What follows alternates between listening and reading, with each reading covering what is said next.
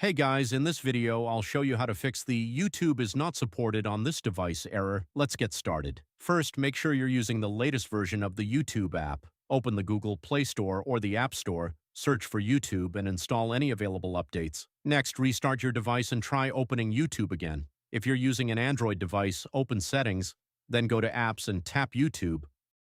Select Storage, then tap Clear Cache. If the issue still isn't fixed, tap Clear Data or Clear Storage, then Confirm.